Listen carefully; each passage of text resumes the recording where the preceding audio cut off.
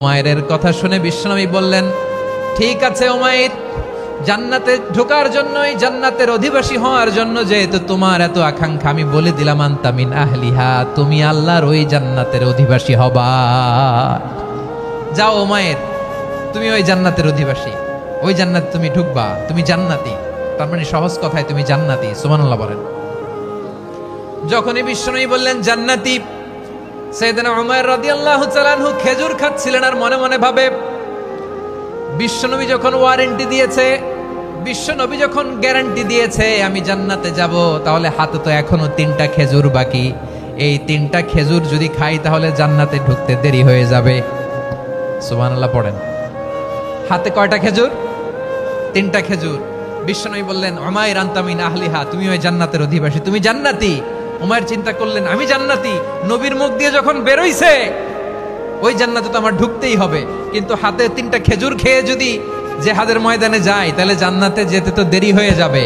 এই চিন্তা আসা মাত্রই খেজুর 3টাকে তিনি ছুঁড়ে মারলেন, তলোয়ার বের করে আল্লাহু আকবার বলে বদরের ময়দানে ঝাঁপিয়ে পড়লেন। আল্লাহর শত্রুদেরকে কচুকাটা করে এক পর্যায়ে শাহাদাতের সুধা পেয়ে নিজেও জান্নাতি হয়ে গেলেন। পড়েন সুবহানাল্লাহ। আমরা দুনিয়ার বুকে আমরা হয়েছি দুনিয়ার পাগল, ক্ষমতার পাগল, সম্পদের পাগল, খ্যাতির পাগল। বিশ্বনবী তার সাহাবাদেরকে বানিয়েছিলেন জান্নাতের পাগল। পড়েন সুবহানাল্লাহ। ওই জান্নাতে আমরা যেতে চাই কি চাই না? একা না সবাই মিলে? একা না সবাই?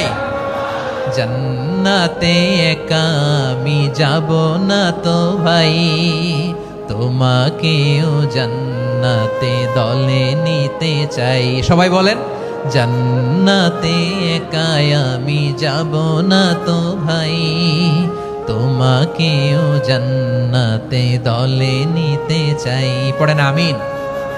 সিলেটের এই ঐতিহাসিক এমসি কলেজ ময়দানে আজ রাতে এই চমৎকার রজনীতে আমরা যেমনি একত্রিত হলাম, আল্লাহর জান্নাতুল ফেরদাউসের জন্য আমরা একত্রিত হতে পারি। আল্লাহ তুমি কবুল করো। সবাই আওয়াজ করে পড়েন আমিন। তাহলে চিন্তা করেন কিভাবে বিশ্বনবী জান্নাতকে চিত্রায়িত করেছেন সাহাবাদের সামনে, কিভাবে চিত্রায়িত করেছিলেন তিনি, যে কারণে সাহাবারা জান্নাতের পাগল হয়ে গিয়েছেন। আমরা যদি দেখি the way the prophet Muhammad portrait জান্নাত, কিভাবে তিনি পোর্ট্রে করেছেন জান্নাতের যে সৌন্দর্য, কিভাবে তিনি সাহাবাদের সামনে তুলে ধরেছেন। বিশ্বনবী আল্লাহর কোরআন থেকে আমাদেরকে জানান, আল্লাহর জান্নাতের সুসংবাদ দানকারী করে যে আল্লাহ আমাকে পাঠালেন। তোমরা কি জানো আল্লাহর জান্নাত কত সুন্দর?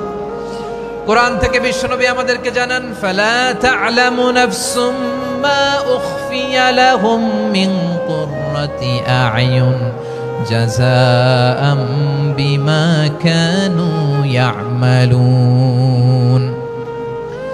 মানুষের কর্মের প্রতিফল হিসেবে কত চমৎকার জান্নাত রব্বুল আলামিন নাজ নেয়ামত দিয়ে পরিপূর্ণ করে আমাদের জন্য প্রস্তুত করে রেখেছেন। পৃথিবীর কোনো মানুষ সেটা জানে না। পড়েন সুবহানাল্লাহ।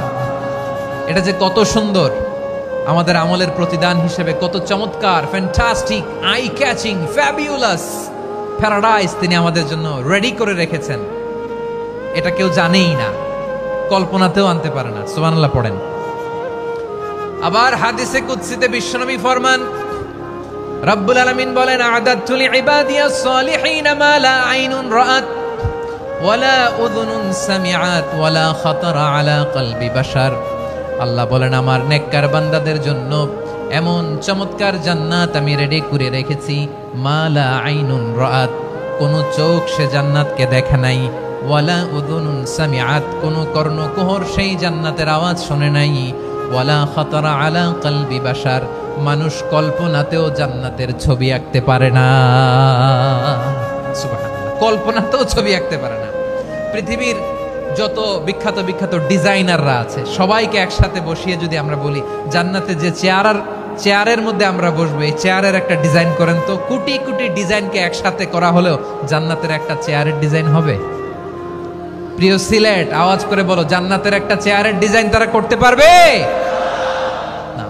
কেমন জান্নাতে আমরা যাব? বিশ্বনবী কিভাবে জান্নাতকে আমাদের সামনে চিত্রায়িত করেছেন, পোর্ট্রে করেছেন। তিনি বলেছেন, জান্নাতীরা যখন জান্নাতে ঢুকবে, ফেরেশতারা জান্নাতীদেরকে বলবে, ওয়া ইন্না লাকুম আন তাসিহু ফালা তাসকামু আবাদা। ও জান্নাতীরা, তোমরা আজীবন সুস্থ থাকবা, কোনোদিন অসুস্থ হবা না। সুবহানাল্লাহ বলেন।